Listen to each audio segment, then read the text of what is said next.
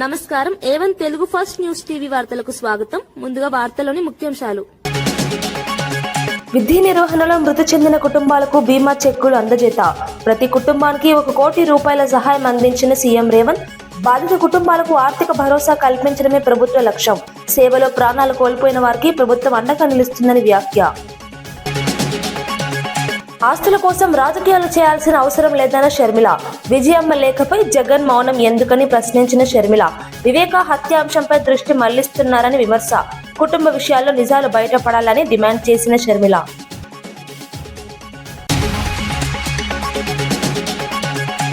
ప్రతి నియోజకవర్గంలో integrated schools ఏర్పాటు దయాకర్.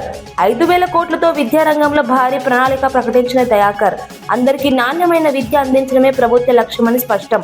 సంక్షేమంతో పాటు విద్యాభివృద్ధికి ప్రభుత్వం కట్టుబడి ఉందని వ్యాఖ్య.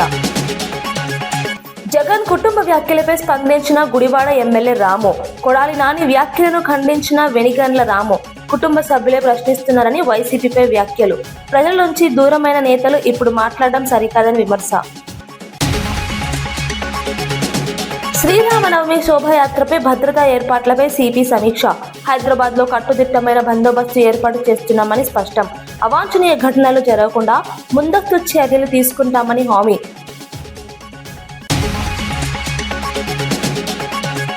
ఏపీ కాంగ్రెస్ అధ్యక్షురాలు వైఎస్ షర్మిల తీవ్ర వ్యాఖ్యలు చేశారు.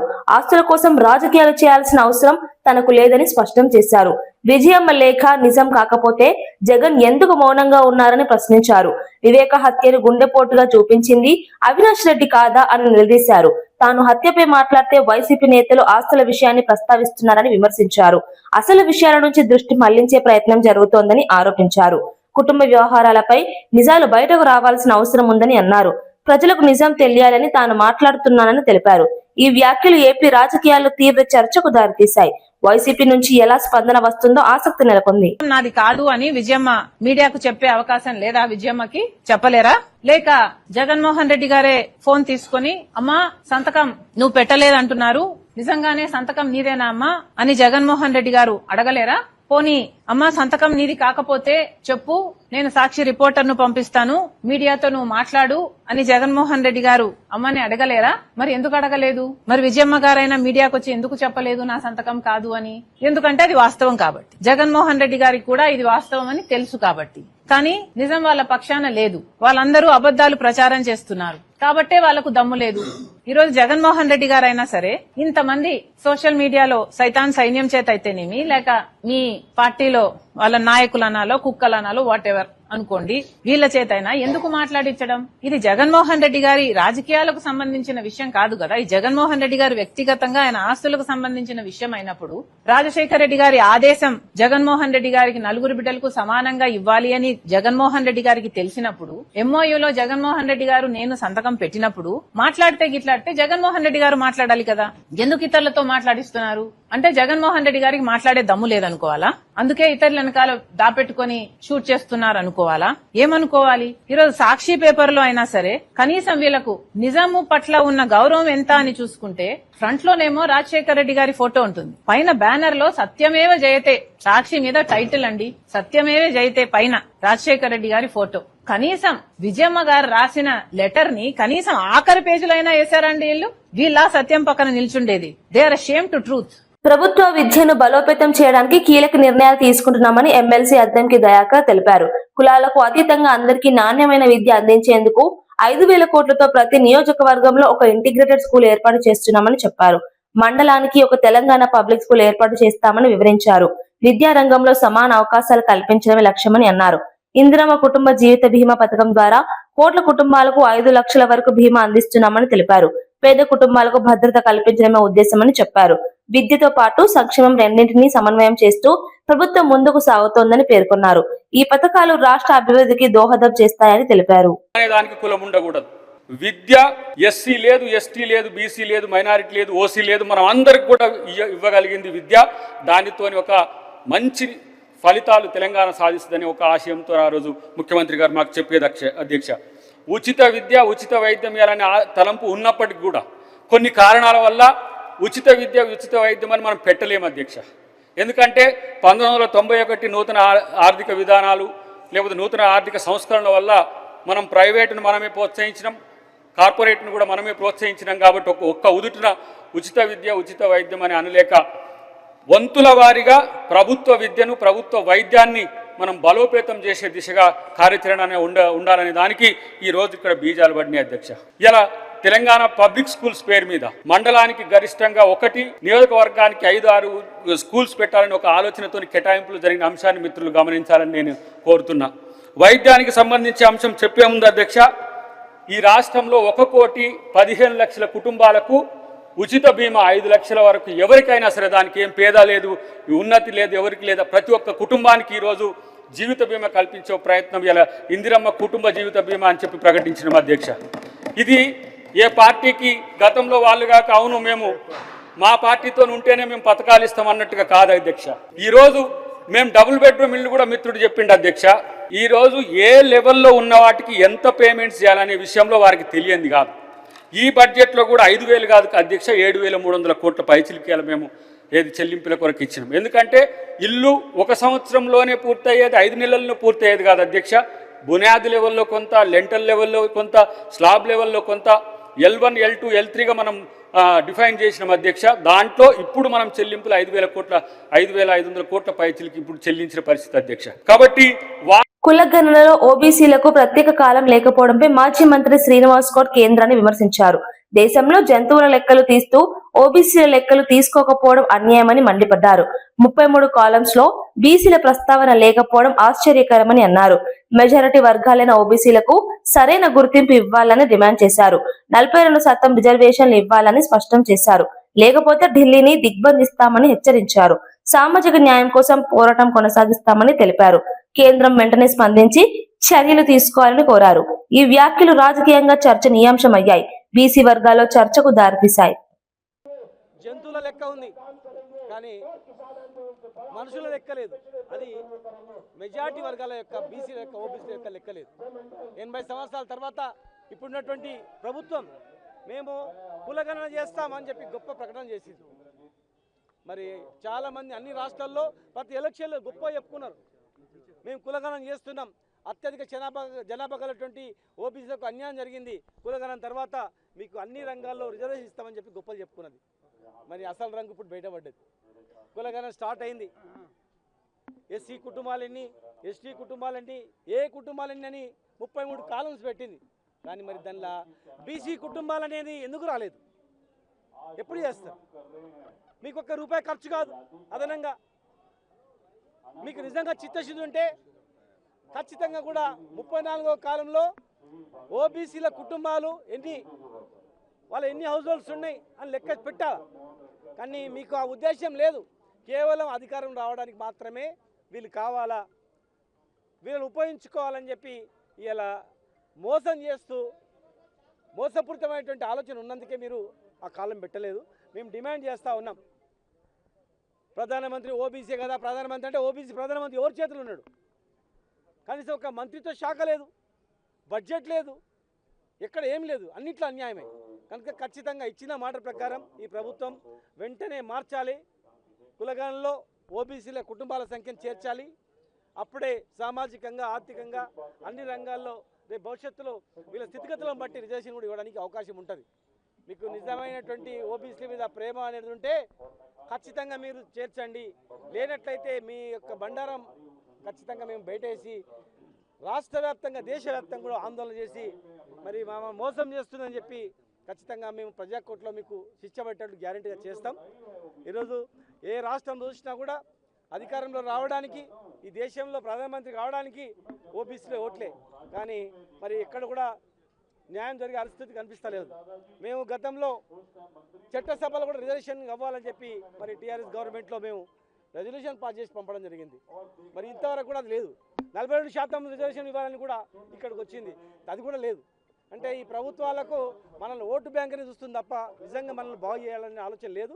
ఖచ్చితంగా అందరూ సంఘటితంగా కొట్లాడాల్సిన అవసరం ఉంది, పోరాటం చేయాల్సిన అవసరం ఉంది. ఈ న్యాయమైన డిమాండ్ను వీళ్ళు నెరవేర్చకపోతే ఖచ్చితంగా వీళ్ళను నిలదీయాల్సిన అవసరం ఉందని చెప్పని ఇలాంటి సంఘటనలు, ఇలాంటి ధర్నా కార్యక్రమం ఇంకా ఎక్కువ చేయాలి. ఈరోజు జేఏసీ, ఓబీసీ జేఏసీ ఆధ్వర్యంలో, శ్రీనివాస్ గౌడ్ గారి ఆధ్వర్యంలో మరి మన సంఘర్ష్ రాష్ట్రీయ సంఘర్ష ఆధ్వర్యంలో మోహన్ రావు ఆధ్వర్యంలో ఆంధ్రప్రదేశ్ శంకరరావు గారి ఆధ్వర్యంలో దాదాపు 16 రాష్ట్రాల నుంచి దాదాపు 10-16 మంది ఎంపీలు రావడం జరిగింది. ఇట్లా లాభం లేదు, లక్షలాది మంది గదులు రావాలి, ఢిల్లీని ముట్టడించాలనేటువంటి ఆలోచన అందరిలో వస్తూ ఉంది. ఇది చేయకపోతే మాత్రం అన్ని రాష్ట్రాల నుంచి లక్షలాది మంది వచ్చి ఢిల్లీని దిగ్బంధం చేస్తాం, ఖచ్చితంగా మెడలు వస్తామని చెప్పి కూడా మేము హెచ్చరిస్తా ఉన్నాం. కాంగ్రెస్ ప్రభుత్వం ప్రవేశపెట్టిన బడ్జెట్ పై బీఆర్ఎస్ నేత బైకాని శ్రీనివాస్ యాదవ్ తీవ్ర విమర్శలు చేశారు. బడ్జెట్ మొత్తం అబద్దాల మయమని ఆరోపించారు. ఎన్నికల ముందు బీసీలకు ఇచ్చిన 60 హామీలలో ఒక్కటి నెరవేర్చలేదని మండిపడ్డారు. 1,00,000 కోట్లు కేటాయిస్తామని చెప్పి ఇప్పటి వరకు 15,000 కోట్లు కూడా ఖర్చు చేయలేదని విమర్శించారు. బీసీల అభివృద్ధిపై ప్రభుత్వం నిర్లక్ష్యం చూపుతోందని అన్నారు. కేసీఆర్ నాయకత్వమే తెలంగాణకు రక్షణ అని పేర్కొన్నారు. ప్రజలను మోసం చేసే విధంగా ప్రభుత్వం వ్యవహరిస్తోందని ఆరోపించారు. వెంటనే హామీలను అమలు చేయాలని డిమాండ్ చేశారు. ఈ వ్యాఖ్యలు రాజకీయంగా వేడెక్కించాయి. రేవంత్ రెడ్డి ప్రభుత్వము మొన్న ప్రవేశపెట్టినటువంటి 3వ బడ్జెటు అంతా ఉత్తుత్తి బడ్జెటు, గ్యాస్, దాంట్లో ఏమాత్రము నిజాలు కానీ ఏవి కూడా అన్ని అబద్ధాలే, ఏవి కూడా నిజాలు లేవు. ఇంతకుముందు బడ్జెట్ అంతే జరిగింది, ఇప్పుడు బడ్జెట్ కూడా అంతే జరిగింది. మరీ ముఖ్యంగా బీసీలకైతే తీవ్రమైనటువంటి అన్యాయం జరిగింది. ఏదైతే బీసీలకు అన్నీ చేస్తామని చెప్పి అరివిగామి హామీలు 420 హామీలలో బీసీలకు ఒక్కరికే 60 హామీలు ఇచ్చిండు రేవంత్ రెడ్డి గారు. పిసిసి అధ్యక్షుడిగా బట్టి విక్రమార్క గారు అందరూ పాదయాత్రలు చేసి అల్లి బుల్లి మాటలు చెప్పి 60 హామీలు ఇచ్చి దానిలో ఏ ఒక్క హామీ కూడా నెరవేర్చలేదు ఈ రోజు వరకు కూడా. నేను ఒకటే చెప్తున్నా రేవంత్ రెడ్డి ప్రభుత్వానికి, గడిచిన 3 బడ్జెట్లు అయినాయి కదా ఇప్పటికీ, బీసీల మీద మీకు ఎంత ప్రేమ ఉంది మీ బడ్జెట్ ద్వారానే తెలుస్తుంది. మీరు కేటాయించినటువంటి నిధులు దాదాపుగా 1,00,000 కోట్లు కేటాయిస్తామన్నారు 5 సంవత్సరాలకు గాను. ఇప్పటికి మీరు కేటాయించింది ఎంత ఒక్కసారి మీరు మీ బడ్జెట్ని చూసుకోవాలి. కేటాయించింది ఒక ఎత్తు, దానిలో ఖర్చు పెట్టింది శ్రీరామనవమి వేడుకల నేపథ్యంలో హైదరాబాద్ లో భద్రతా ఏర్పాట్లపై సిపి సజ్జనార్ సమీక్ష నిర్వహించారు. ఈ నెల 27న జరిగే శోభయాత్రకు పకడ్బందీ ఏర్పాట్లు చేస్తున్నామని తెలిపారు. జిహెచ్ఎంసీ కమిషనర్ ట్రాఫిక్ అధికారులతో కలిసి బందోబస్తు చర్యలను పరిశీలించారు. అవాంఛనీయ ఘటనలు జరగకుండా ముందస్తు జాగ్రత్తలు తీసుకుంటున్నామని చెప్పారు. ఆర్గనైజర్లు పోలీసులకు సహకరించాలని విజ్ఞప్తి చేశారు. యాత్రను నిర్ణీత సమయానికి ప్రారంభించాలని సూచించారు. భక్తులు నియమాలను పాటిస్తూ కార్యక్రమంలో పాల్గొనాలని కోరారు. నగరంలో శాంతి భద్రతలకు ప్రాధాన్యత ఇస్తున్నామని తెలిపారు. పండుగను ప్రశాంతంగా నిర్వహించేందుకు అన్ని ఏర్పాట్లు పూర్తి చేస్తున్నామని స్పష్టం చేశారు. స్టార్ట్ చేస్తే మనకు కూడా ఈజీ ఉంటుంది. కన్సర్న్ ఎవరెవరు ఉన్నారు ఈ ఒక ప్రొసెషన్ వాళ్ళు కూడా అక్కడ లోకల్లో ఉన్న ఆఫీసర్స్ తోని కోఆర్డినేట్ చేస్తే ఎటువంటి ఇబ్బంది ఉండదు, ఎటువంటి లేట్ కూడా కాదు, మనకు కూడా మీకు ప్రెషరైజ్ చేసే ఒక అవకాశం కూడా దొరకదు. So I request the organisation Bhagavantrao గారికి, మన పెద్దలు మన గోవింద్ రాటి గారికి అందరు కూడా మీరు టైం ప్రకారం ఈ ప్రొసెషన్ స్టార్ట్ చేయడానికి అక్కడ లోకల్ ఆర్గనైజర్స్ ని కోఆర్డినేట్ చేయని చెప్పి నేను కోరుతున్నాను. ఎమ్మెల్యే వీర్లపల్లి శంకర్ ను పిసిసి ఓబీసీ విభాగం చైర్మన్ గా నియమించడం ద్వారా పార్టీ బలోపేతం అవుతుందని టీపీసీసీ అధ్యక్షుడు మహేష్ కుమార్ గౌడ్ తెలిపారు. ఆయన నాయకత్వంలో ఓబీసీ విభాగం మరింత బలపడుతుందని విశ్వాసం వ్యక్తం చేశారు. రాహుల్ గాంధీ ఆలోచనల మేరకు సీఎం రేవంత్ రెడ్డి నేతృత్వంలో కులగణన చేపట్టామని చెప్పారు. ఒక పద్ధతి ప్రకారం ఒక డిసిప్లిన్ గా వారి కార్యక్రమాలు చేస్తారు. నియోజకవర్గానికి నేను అర్ధరాత్రి 11 గంటలకు ఫోన్ చేసి పొద్దున 9 గంటలకు మీటింగ్ కావాలంటే 5,000తో మీటింగ్ పెట్టే కెపాసిటీ ఉన్నటువంటి శంకర్ గారిని ఓబీసీ డిపార్ట్మెంట్ చైర్మన్ చేస్తే ఇది బలోపేతం అవుతుందని, తద్వారా కాంగ్రెస్ పార్టీకి బలం చేకూరుతున్న ఒక ఏకైక ఉద్దేశంతోనే శంకరన్న గారిని వాళ్ళ పిసిసి ఓబీసీ డిపార్ట్మెంట్ చైర్మన్ గా చేసినారు. నాకు ఆశ ఉంది, తప్పకుండా శంకరన్న నేతృత్వంలో ఓబీసీ డిపార్ట్మెంట్ బలపడి వచ్చే ఎన్నికల నాటికి మీ నేతృత్వంలో అత్యధిక సీట్లు బీసీలకు ఇప్పించుకొని 100 సీట్లు తగ్గకుండా కాంగ్రెస్ పార్టీ గెలుచుకొని మళ్ళీ అధికారంలోకి వస్తుంది. ఇది నా మాట, మీ మాటగా చెప్తా ఉన్నాను. మిత్రులారా, పొన్నం ప్రభాకర్ గారు చెప్పినారు కేబినెట్ లో వారితో పాటు మా సిఆర్ఎన్న, సురేఖ అక్క ముగ్గురు కూడా అనునిత్యం బీసీలకు రావాల్సిన వాటా గురించి పోరాడుతా ఉన్నారు. గతంలో తెలంగాణ ఉద్యమంలో పెద్దలు హనుమంతరావు గారు, మధుయాష్ గారు, పొన్నం ప్రభాకర్ గారు వీరే కదా పోరాటం చేస్తే తెలంగాణ వచ్చింది. సో ప్రతి పోరాటంలో బీసీల ఆరాటం ఉంది కాబట్టే వాళ్ళ తెలంగాణ సాకారమైంది. మా సిఆర్ఎన్ చెప్పినట్టుగా మొన్నటి ఎన్నికల్లో బీసీలు గనక కాంగ్రెస్ కి మద్దతు పలకుండా ఉండి ఉంటే మనం అధికారంలోకి వచ్చే అవకాశమే లేకుండే. బీసీలు ఏకమైనరు కారణం రాహుల్ గాంధీ గారు ఎంచుకున్నటువంటి బాట. బీసీలు ఎందుకు ఏకమయ్యారు? రాహుల్ గాంధీ గారు ఈ దేశంలో భారత్ జోడో యాత్ర చేసి ఈ దేశాన్ని భౌగోళికంగా కాకుండా సాంఘిక పరంగా స్థానిక స్థితులగతుల పరంగా చదవగలిగినాడు కాబట్టే జిస్కి జితని ఆబాది ఉనికి ఉతిని బాగేదన నినాదం తీసుకొచ్చినాడు. అది వాళ్ళ నినాదం కాదు, ఉద్యమంగా మారింది. యావత్ దేశంలో బీసీల మూమెంట్ గా మారింది కాబట్టే ఇవాళ దేశమంతా కూడా బీసీ ఆకర్షణ జరుగుతా ఉంది. ఇవాళ అభినందిస్తా ఉన్నాను రాష్ట్ర ముఖ్యమంత్రి రేవంత్ రెడ్డి గారిని. రాహుల్ గాంధీ ఆకాంక్షని పరిపూర్ణంగా నెరవేరుస్తూ దాదాపు 95 ఏళ్ల తర్వాత ఆనాడు బ్రిటిష్ వారు చేస్తే కుల సర్వే, 95 ఏళ్ల తర్వాత ఈ దేశంలో ఏదైనా ప్రభుత్వం కుల సర్వే చేసింది అంటే అది తెలంగాణ ప్రభుత్వం రేవంత్ రెడ్డి గారి నేతృత్వంలో కుల సర్వే చేయడమే కాకుండా ఒక అఫీషియల్ డాక్యుమెంట్ ఇవ్వగలిగినాం. ఈ రాష్ట్రంలో బీసీలు 57% ఉన్నారని ఒక అధికారిక ప్రకటన చేయగలిగినాం. ఇది హక్కుగా మనకు వచ్చింది. మిత్రులారా, కాంగ్రెస్ పార్టీ మాట కట్టుబడి ఉండి బీసీలకు 42%, ఇందాక పితృ ప్రభాకర్ చెప్పినట్టుగా నేను వర్కింగ్ ప్రెసిడెంట్ గా ఆనాడు నేనే బీసీ డిక్లరేషన్ ప్రవేశపెట్టినాను. 42% స్థానిక సంస్థల్లో ఇస్తామని చెప్పాం. దానికి అదనంగా విద్యా ఉపాధులు కూడా 42% ఇస్తూ అసెంబ్లీలో చట్టం చేశాం. బీజేపీ నాయకులు మద్దతు ఇచ్చినారు, టీఆర్ఎస్ వాళ్ళు సపోర్ట్ చేసినారు, ఓటేసినారు. కృష్ణా జిల్లా గుడివాడలో ఎమ్మెల్యే వెనిగండ్ల రాము కీలక వ్యాఖ్యలు చేశారు. మాజీ మంత్రి కొడాలి నాని వ్యాఖ్యలను ఖండిస్తూ స్పందించారు. జగన్ కుటుంబ సభ్యులే ఆయన చేసిన అన్యాయాన్ని ప్రశ్నిస్తున్నారని అన్నారు. వైసీపీ నేతలు ముందుగా వారికి సమాధానం చెప్పాలని సూచించారు. ప్రజలకు దూరమై 21 నెలలుగా కనిపించని కొడాలి నాని ఇప్పుడు ఎలా రాజకీయ వ్యాఖ్యలు చేస్తున్నాడని ప్రశ్నించారు. ప్రజల అభిప్రాయం తెలుసుకోకుండా వ్యాఖ్యలు చేయడం సరికాదని అన్నారు. రాష్ట్ర రాజకీయాల్లో వైసీపీ పరిస్థితిపై ఈ వ్యాఖ్యలు చర్చకు దారితీశాయి. ప్రజలు నిజాలను గుర్తించాలి. చెబుతూ ఉంటారు మేడం, అంతా బాగుంది, అంతా బాగుంది, అంతా బాగుందని చెప్పి కళ్ళకి అంటూ ఉంటారు చూసారా. ఆ కళల్లో వచ్చేసి అన్నీ చెప్పుకుంటూ వచ్చి తీసుకుని వస్తున్నారు. కానీ ఏ ప్రజలతో మాట్లాడాడు ఆయన? ఎవరితో కలిశాడు? ఏ తుఫాను వచ్చినప్పుడు ఉన్నాడు? ప్రజలు ఏ కష్టంలో వచ్చినప్పుడు ఉన్నాడు? ఏ రకంగా తెలిసొద్దు దానికి? మీ ప్రజలు ఏమనుకుంటున్నారనేది పక్కన పెడితే ప్రజలు ఏమనుకుంటున్నారనేది ఈయనకి ఎక్కడ తెలుస్తుంది అనేది నా క్వశ్చను. ఎప్పుడన్నా కలిస్తే కదా. ఆయన ఎప్పుడో మర్చిపోయారు ప్రజలు. మళ్ళీ సీటు కోసం ఏదో చెప్తూ ఉంటారు. అది అవకాశమే లేదు. ఓకే, క్లియర్గా చెప్తున్నా. ఇప్పుడు రోజుకు వచ్చి 100 మందిని కలుతారా, 10 మందిని కలుతారా, ఐదుగురిని కలుతారా, చెబుతారా అని తింటారు. ఇంతకుముందు ఆయన 20 ఏళ్ళు ఎమ్మెల్యేగా ఉన్నాడు కాబట్టి ఓకే, ప్రజలు ఏమనుకున్నారంటే ఆయనకు అంతా తెలిసేమో అనే ఉద్దేశంతో ఉన్నారు. నిజానికి ఏమీ తెలియకుండా ఇట్లాంటి మాటలే అప్పుడు చెప్పిందే. బేసిక్గా ఎవరితో కలిసే పని లేదు దీంట్లోంచి. అవన్నీ తప్పని మొన్న 24 ప్రూవ్ అయిపోయింది. ఆయనకి అంత సత్తా లేదు, ఈయనకేం విషయం లేదు అనే మ్యాటర్. మళ్ళీ ఇప్పుడు కూడా మనం ఆయన గురించి మాట్లాడుకుంటాం అనేది దండగా. ఇంకోసారి అలా వచ్చినప్పుడల్లా చెబుతూనే ఉంటాడు. ఆయన అడగగానే నన్ను అడుగుతారు క్వశ్చన్లో దండకి. ఎందుకు మాట్లాడతాడో ఆయనకి తెలియదు. ఇది ఏమన్నా ప్రజల సమస్య ఇది. ఈ విషయం మీద ప్రజలు ఎలా అనుకుంటున్నారు? ఓకే, ఆయన ఎవరితో మాట్లాడాడు, ఎంతమంది చెప్పారు, చెప్పమనండి నేను మాట్లాడు. తండ్రి చనిపోతే కూతుర్లకి కొడుకులకి ఆస్తి పంచుతారు, కానీ తన సొంత ఆస్తిని కూడా జగన్మోహన్ రెడ్డి చెల్లికి పంచారు. అలాంటి వాటిపైన కూటమి నాయకులు విమర్శలు చేస్తున్నారని చెప్పి. కూటమి నాయకులు కాదండి చేస్తుంది, విమర్శలు చేస్తుంది సొంత చెల్లి. బేసిక్గా మేము వింటున్నాం అంతే. ఆయన చెప్పింది వింటున్నాం, ఆవిడ చెప్పింది వింటున్నాం. మాకు ఏది కరెక్ట్ అని మీకు అనిపిస్తుంది? మీరు ఆలోచించుకోండి. ఒకటే ప్రశ్న. ఇప్పుడు జగన్మోహన్ రెడ్డి గారు చెప్పింది వింటున్నాము, ఇద్దరు చెల్లెళ్ళు చెప్పింది వింటున్నాము. ఏది కరెక్ట్ అనిపిస్తుంది ఎవరికైనా కానీ? అది వాళ్ళే వదుకోండి. మాకు మధ్యలో ఎందుకు మధ్యలో గోలా? ఏంటి ఓకే అని డబ్బులు ఇవ్వలేదని తల్లి వాళ్ళ మదర్ చెప్తున్నారు, వాళ్ళ సిస్టర్స్ చెబుతున్నారు. అలాగే ఈయన వివేకానంద రెడ్డి గారి మర్డర్ కేసు గురించి అలాగే ఉంది.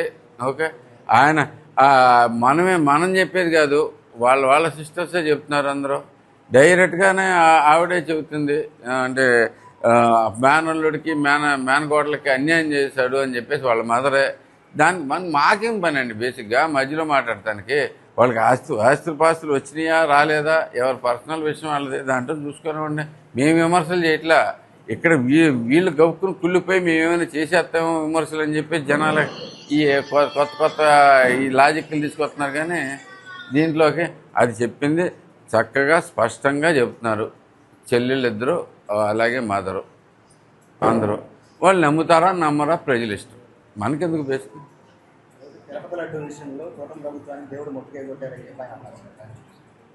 ఏ రకంగా మొట్టుగా కొట్టారు? ఏ రకంగా ముట్టిగా కొట్టారు దీంట్లోకి? ఇది Tirupati laddu very clearly proven case దాంట్లో. ఓకే, అంటే ఇప్పుడు విషయం ఏంటంటే దీంట్లోకి ఈ మాట్లాడే వాళ్ళందరూ చెబుతున్నారు కదా, ఈయనే కదా, మీకు గుర్తుందా లేదా, రాముడు తలకాయ తీసేస్తే వద్దు, కొత్త విగ్రహం పెడతాం. ఓకే, ఆంజనేయులు చెయ్యిరిగిపోతే ఏమొద్దన్నాడు. ఆయన మాట్లాడే దాంట్లో ఏంటని క్రెడిబిలిటీ? మళ్ళీ తిరుపతి దీంట్లోకి చెప్తారు. ఇప్పుడు దండలు వేసుకుని దీంట్లో చేసుకొస్తాం, దీంట్లో ఇంపార్టెంట్ లేదు బేసిక్గా. మనం కూడా ఏంటంటే ఇప్పుడు విషయం ఏమొద్దంటే, ఇప్పుడు ఆయన చెప్పాడు, మీరు అడిగారు, నేను చెప్పాల్సి వస్తుంది. లేకపోతే ఎవరు పడుచుకునే వాళ్ళు గారు, ప్రజలందరికీ కూడా తెలుసు. ఇవన్నీ మర్చిపోతారా? ఎవరు మర్చిపోయింటారు? అంటే సాక్షాత్తు దేవుడు తల తెగితేనే ఏమీ లేదనేవాడు బేసిక్గా నేను భక్తుణ్ణి అంటే నేనేం చెబుతారు బేసిక్గా? అది దాంట్లో మనకి అది. విద్యుత్ శాఖలో విధి నిర్వహణలో మరణించిన ఉద్యోగుల కుటుంబాలకు సీఎం రేవంత్ రెడ్డి ఆర్థిక సహాయం అందించారు. ప్రతి కుటుంబానికి 1 కోటి రూపాయల ప్రమాద బీమా చెక్కులను అందజేశారు. బాధిత కుటుంబాలకు ఆర్థిక భరోసా కల్పించడమే ప్రభుత్వ లక్ష్యమని తెలిపారు. ఈ పథకం ద్వారా ఉద్యోగుల కుటుంబాలకు భద్రత లభిస్తుందని పేర్కొన్నారు. సేవలో ప్రాణాలు కోల్పోయిన వారిని ప్రభుత్వం గుర్తిస్తోందని చెప్పారు. వారి కుటుంబాలకు అండగా నిలవడం బాధ్యతగా భావిస్తున్నామని తెలిపారు. ఈ చర్చతో బాధిత కుటుంబాలకు కొంత ఊరట కలిగిందని అన్నారు. సంక్షేమ భద్రతకు ప్రభుత్వం ప్రాధాన్యత ఇస్తుందని స్పష్టం చేశారు.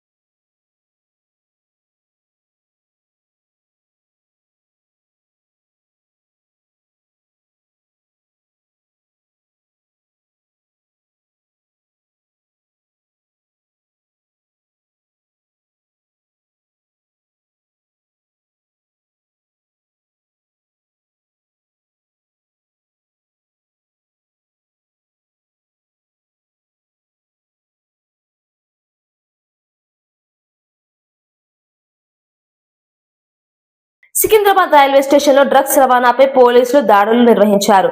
జీఆర్పీ, ఈగల్, ఆర్పీఎఫ్ సంయుక్తంగా తనిఖీలు చేపట్టి 2 నిందితులను అరెస్ట్ చేశారు. ఒడిశా నుంచి ఢిల్లీకి గంజాయి తరలిస్తున్నట్టు గుర్తించారు. వారి వద్ద నుంచి 10 కిలోల గంజాయి, 2 మొబైల్ ఫోన్లు స్వాధీనం చేసుకున్నారు. గంజాయిని తక్కువ ధరకు కొనుగోలు చేసి అధిక ధరలకు విక్రయించాలన్న యోచనతో తరలిస్తున్నట్టు విచారణలో వెల్లడైంది. సికింద్రాబాద్ లో రైలు మార్పిడి కోసం వేచి ఉన్న సమయంలో పోలీసులు పట్టుకున్నారు. నిందితులను అదుపులోకి తీసుకుని కేసు నమోదు చేశారు. డ్రగ్స్ రవాణాపై పోలీసులు కట్టుదిట్టమైన చర్యలు తీసుకుంటున్నారు.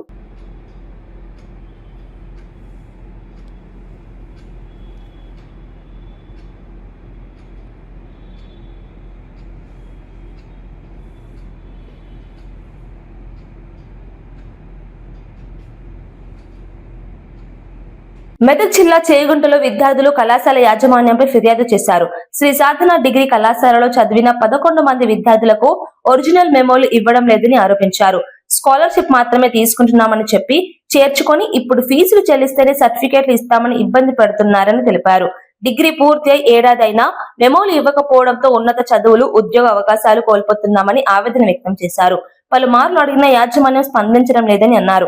అధికారులు జోక్యం చేసుకుని తమకు న్యాయం చేయాలని డిమాండ్ చేశారు. ఈ ఘటనపై చర్యలు తీసుకోవాలని కోరుతున్నారు. మాకు గాని ఎలాంటి న్యాయం లేదు. మన న్యాయం జరిపించాలని, న్యాయం కావాలని మేము కోరుకుంటున్నాం. ఏం కాలేజ్ లేదా తీసేసిండు.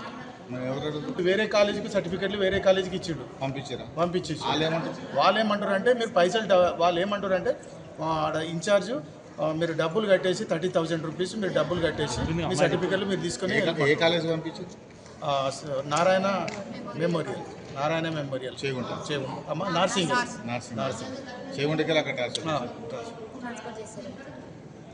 ఎంత కట్టాలి 1000 ఇవ్వాలని వాళ్ళు డిమాండ్ చేస్తున్నారు మా దగ్గర. ప్రతి ఒక్క విద్యార్థి దగ్గర ప్రతి ఒక్క వీళ్ళు డిగ్రీ కంప్లీట్ అయిపోయింది. అయితే వీళ్ళు గౌట్ కాలేజీని చేసారు 10th నుంచి ఇంటర్ వరకు గౌట్ కాలేజు, తర్వాత డిగ్రీ 3 సంవత్సరాలు పూర్తి చేసిరు వాళ్ళు. అవి సర్టిఫికెట్లు మా దగ్గర లేవని చెప్తున్నారు incharge madam.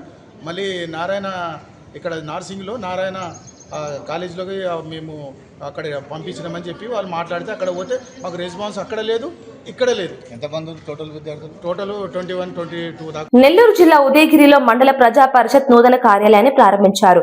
MLA Kakarla Suresh, ZP chairperson Anam Arunamma కలిసి ఈ భవనాన్ని ప్రారంభించారు. సుమారు 83 లక్షల రూపాయల వ్యయంతో నిర్మించిన ఈ కార్యాలయం ఆధునిక సదుపాయాలతో రూపొందించబడింది. మండల అభివృద్ధి పనులకు ఇది కేంద్రంగా మారుతుందని తెలిపారు. కార్యాలయాలు సక్రమంగా ఉంటే పరిపాలన కూడా పారదర్శకంగా జరుగుతుందని అన్నారు.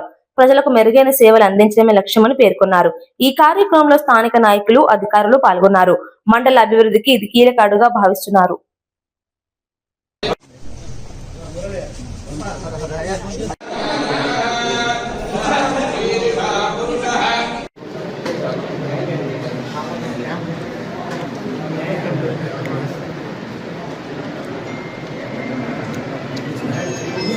ఫోన్ చేయటము పెడతాం కదా కొంచెం ముందు రండి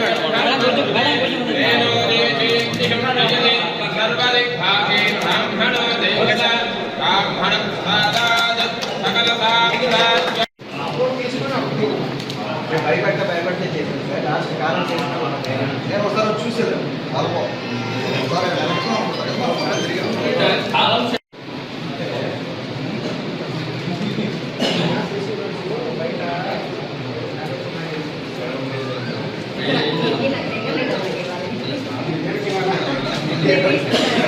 కార్యక్రమానికి విచ్చేసిన గౌరవ శాసనసభ్యులు శ్రీ కాకర్ల సురేష్ గారికి, మండల ప్రజా పరిషత్ అధ్యక్షులు శ్రీమతి మూలే పద్మజ వినయ్ రెడ్డి గారికి, ఉదయగిరి జెడ్పీటీసీ సభ్యులు శ్రీ మోడి రామాంజనేయులు గారికి, ఉదయగిరి మండల ప్రజా పరిషత్ అధ్యక్షులు వారి కోరిన మేరకు నేను 2025 జనవరి మాసంలో ఈ కార్యాలయంకు సందర్శించడం జరిగింది. ఆ సమయంలో అధ్యక్షుల వారు కార్యాలయం శిథిలావస్థలో ఉంది మరియు నిర్మించుటకు మండల ప్రజా పరిషత్ 15వ ఆర్థిక సంఘం నిధులతో పాటు జిల్లా పరిషత్ నుండి నిధులు మంజూరు చేయవలసిందిగా కోరాను. 2025 మాసంలో ఈ కార్యాలయం భవనం కొరకు జిల్లా ప్రజా పరిషత్ 15వ ఆర్థిక సంఘం నిధుల నుంచి 36.20 లక్షలు మంజూరు చేసి తగిన నిర్మాణం పూర్తి చేయవలసిందిగా సూచించడమైనది. అందుకు తగ్గట్లుగా వార్తలు ముగించే ముందు ముఖ్యాంశాలు మరోసారి. విధి నిర్వహణలో మృతి చెందిన కుటుంబాలకు బీమా చెక్కులు అందజేత. ప్రతి కుటుంబానికి 1 కోటి రూపాయల సహాయం అందించిన సీఎం రేవంత్.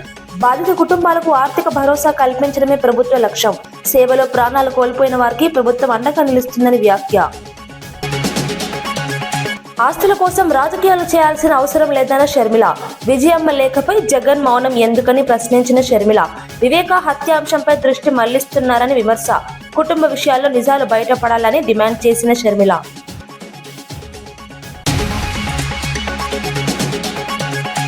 ప్రతి నియోజకవర్గంలో ఇంటిగ్రేటెడ్ స్కూల్స్ ఏర్పాటు దయాకర్. 5,000 కోట్లతో విద్యారంగంలో భారీ ప్రణాళిక ప్రకటించిన దయాకర్. అందరికీ నాణ్యమైన విద్య అందించడమే ప్రభుత్వ లక్ష్యమని స్పష్టం.